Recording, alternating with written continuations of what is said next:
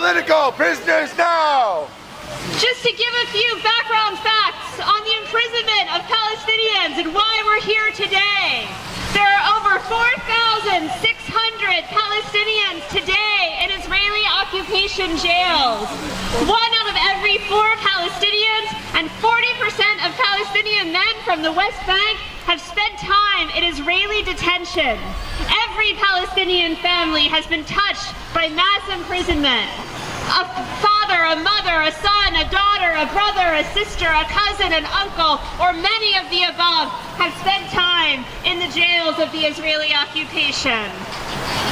Over 650,000 Palestinian political prisoners have passed through the jails of the occupation.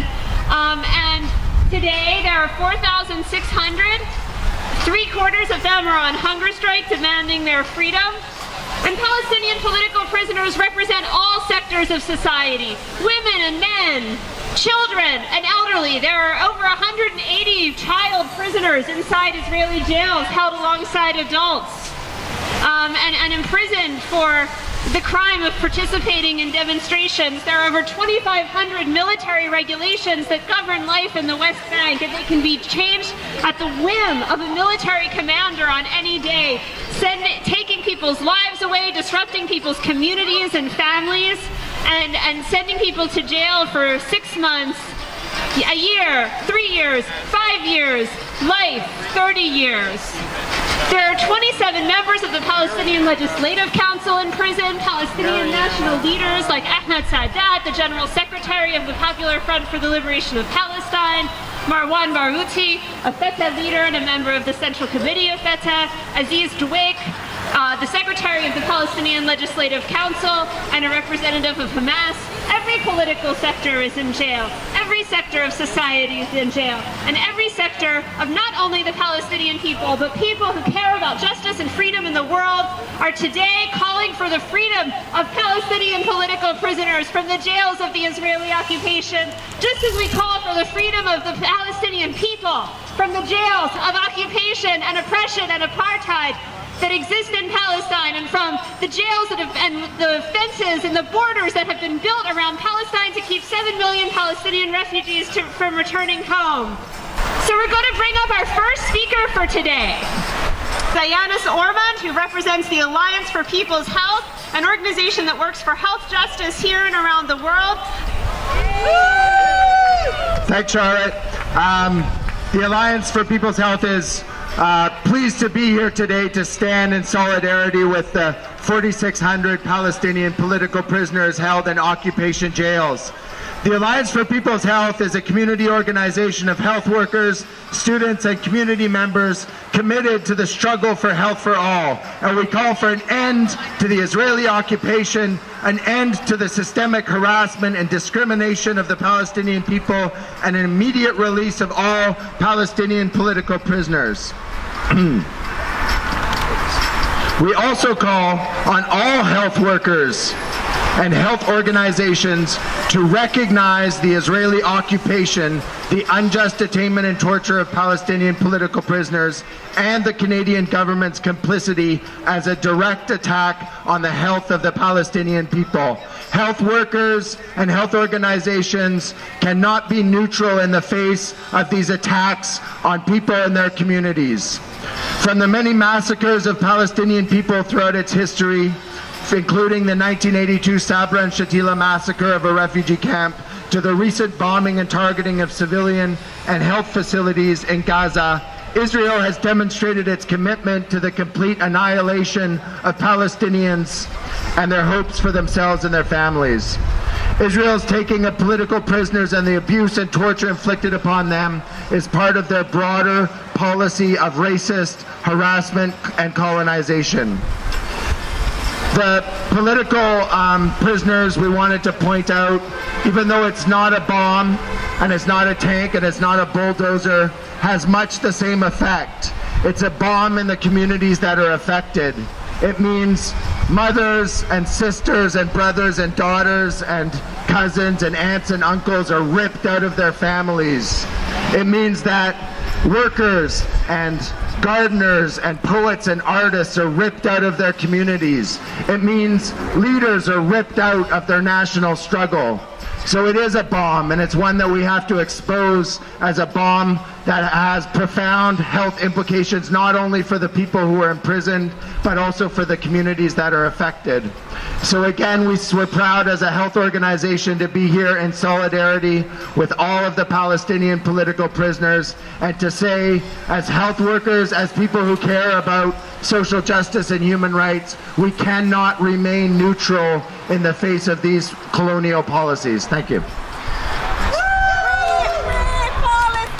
Free, free Palestine! Free, free Palestine! End the occupation now! End the occupation now! Free, free Palestine! Free, free Palestine! Free the political prisoners now! Free the political prisoners now! Thank you, Ayannis. Our next speaker today is a speaker who comes from a long history of struggle for justice, not only in Palestine but around the world, and particularly in the Philippines. We're very pleased to welcome Eri Maestro today to speak about political prisoners, not only in Palestine but in the Philippines as well, where we extend our solidarity. Greetings of solidarity from the Canada, Philippines, Solidarity for Human Rights, the International League of People's Struggles, and the International Network here in Vancouver, where we are joined by our comrades from Iran and from Tamil Eelam. We stand in solidarity with the political prisoners in Palestine, more so for those who are undergoing a hunger strike. We believe that political detention and imprisonment is the hallmark of neocolonialism, imperialism, and capitalism in crisis. We believe that political detention, imprisonment, torture, solitary confinement are all the standard responses of fascist, repressive regimes against the people fighting against occupation, against war, fighting to better their people's lives. We share with the families and the political prisoners themselves this situation of imprisonment. We come from countries like the Philippines, Iran, and Tamil, Sri Lanka, where political prisoners are a common phenomenon. We do not need prisons. We need schools, hospitals, daycares, factories that will bring genuine industrialization and improvement in countries where we come from. We say no to military trials. We say no to solitary confinement. We say no to detention without charges. We say no to torture. We say no to political detention and imprisonment. We say freedom for all the Palestinian political prisoners. We believe in the right to dissent. We believe in the right to criticize. We believe in the right to rebel against injustice, against occupation, against war. And with this, we say free, free, free all political prisoners. International solidarity for all. Long live international solidarity! Long live international solidarity! Long live international solidarity! Long live international solidarity! Free all political prisoners now! Free all political prisoners!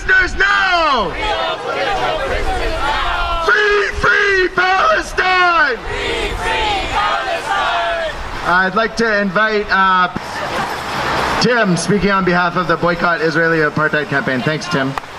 Hi, my name is Tim. I'm speaking on behalf of the Boycott Israeli Apartheid campaign, of which I am a member, and we're here standing in solidarity with the 4,600 Palestinian political prisoners in Israeli jails, 3/4 of whom are on a hunger strike today. And the Boycott Israeli Apartheid campaign works primarily on the boycott, divestment, and sanctions campaign against Israel, which was caused by hundreds of Palestinian organizations in 2005, and it's calling on individuals to boycott businesses that either are Israeli or have products produced in Israel or that are known to support Israel and the war crimes that it commits against the Palestinian people. We're also calling on unions and businesses and governments to divest from businesses that support Israel in its occupation, and we're calling on governments to place sanctions against Israel until it ends its occupation of Palestine. Free, free Palestine! Free, free Palestine! Free Palestinian political prisoners! Free Palestinian political prisoners! Free, free Palestine! Free, free Palestine! Thanks.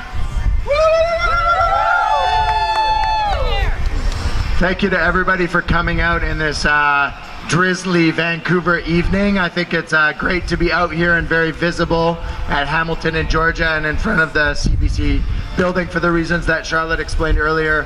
Our next speaker is a local Palestinian activist, Khaled Barakat, who's going to give us a message about Palestinian political prisoners, and I will hold his banner while he's speaking. Thank you, Ayanis. Thank you all for coming out. Wow, rainy day. So let's chant. Maybe we get a little bit of, warm up here. End the occupation now. End the occupation now! End the occupation now. End the occupation now! End the occupation now. End the occupation now! Brothers and sisters, the history of the Palestinian political imprisonment movement is the history of the Palestinian people's struggles. This is a movement that fights for liberation of Palestine. This is the movement that confronted the British colonization since 1917. Palestinians have witnessed torture in prisons at the hand of the British since 1917. So it's a long history of a long, deep-rooted history in our struggle. The struggle of the Palestinian people can never be understood without the history and understanding the history of the Palestinian political imprisonment movement. After 1967, Palestinians have witnessed a new kind of resistance, and the Palestinian people and their liberation movement have dealt with imprisonment as just another place where they fight, not another place where they give up their rights. Prison for Palestinians and imprisonment for Palestinians have become a history, very deep history. We have poems and poets and novels and short stories and studies and songs that were written and composed in prison. Palestinian women, children, youth, men, elderly, even children and infants have witnessed Israeli imprisonment. So for us Palestinians, when we talk about our struggle and when we talk about our rights, in the forefront of that is the rights of our Palestinian political prisoners, because in prisons is our national leaders. In prisons are the leaders of the student movement, the labor movement, the women movement. 1 million Palestinians have experienced imprisonment since 1948. In Israeli jails, there are Palestinians from 1948 occupied land, which is Israel, Palestinians who lives in Israel.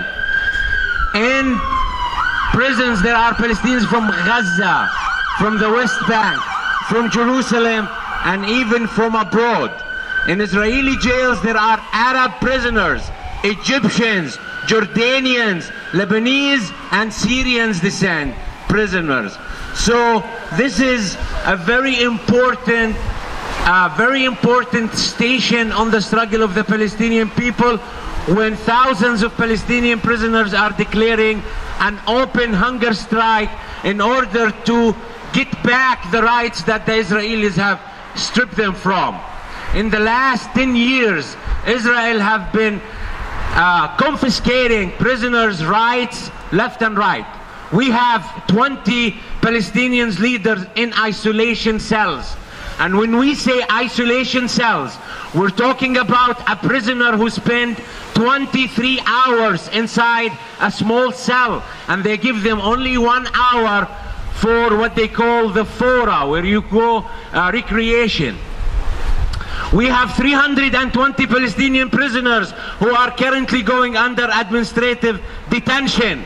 That means that this prisoner cannot see lawyers, cannot see family. The Israelis have no convene any courts or have presented any kind of argument of why this Palestinian prisoner should be in prison. And we have children and youth who are also experience torture at the hands of the Israelis in the interrogation dark room under the ground. So this is a very important struggle. This is the forefront of the struggle. Palestinian prisoners are in the forefront of the struggle. They are not seeking any kind of sorry for them, or that they are negative victims. They are not dealing with themselves as such. They are fighters and freedom fighters, and they are on the first front of the Palestinian struggle against occupation, oppression, racism, and occupation. So thank you all for coming out in this rainy day. There are so many events and demonstrations happening around the world. There are demonstrations in Toronto, Montreal, Chicago, New York, Italy, Glasgow, in Scotland, and Ireland. So there are movements around the world who are expressing their solidarity with our prisoners, and we feel that this is a struggle that has an international dimension, because Palestinian political prisoners are just like political prisoners in the Philippines and Colombia and Egypt, who are fighting for the freedom of their nations and for the independence and for justice. Thank you so much, and end the occupation now. End the occupation now. End the occupation now. Stop torturing Palestinian prisoners. Stop torturing Palestinian prisoners. Free Palestinian children prisoners. Free Palestinian women prisoners. Free Palestinian students prisoners. Free all political prisoners. End Israeli apartheid now. End Israeli racism now. End Canada complicity now. Thank you so much. And thanks to all of our speakers so far for sharing their thoughts and for sharing their solidarity with the struggle of the Palestinian people. And of course, as we're standing here today outside the CBC, as we're standing here in Vancouver, just as Palestinian prisoners are held as prisoners on their own stolen land, we're standing here on unceded and occupied Coast Salish land here today as well, and we acknowledge that and stand in solidarity with the struggles of Indigenous people here for self-determination and for freedom and for liberation from colonialism, for decolonization, just as we stand for decolonization in Palestine. And of course, today Today is April 17th. That's the Global Day of Action. That's Palestinian Prisoners Day. But just as the struggle isn't stopping today for the thousands of Palestinian prisoners engaged in an open-ended hunger strike demanding their rights, our struggle cannot stop today as well. And so I'm urging everybody to stay active. I mean, most people here are committed to the struggle of Palestine and committed to the struggle for political prisoners and freedom. But it's important that we continue to come together and demand and make visible the case and the struggle of Palestinian political prisoners, which probably has more visibility this year than it has at least at any time in the past 10 years. And continue to spread the word about Palestine, about the political prisoners, and call for freedom, not just today, but going forth into the future. And just to reiterate, again, the reason why we're at CBC, the point was made, is that CBC says that it's supposed to be balanced, but not telling the story of Palestinian political prisoners isn't balanced. It's hiding the truth, and it's deceptive. And the stories of Palestinian political prisoners very rarely make it to the airwaves. And so we need to bring that story to the streets and continue to demand that it be heard on the airwaves, just as people are demanding around the world the freedom and justice for Palestinian political prisoners. Free, free Palestine! Free, free Palestine! End the occupation now!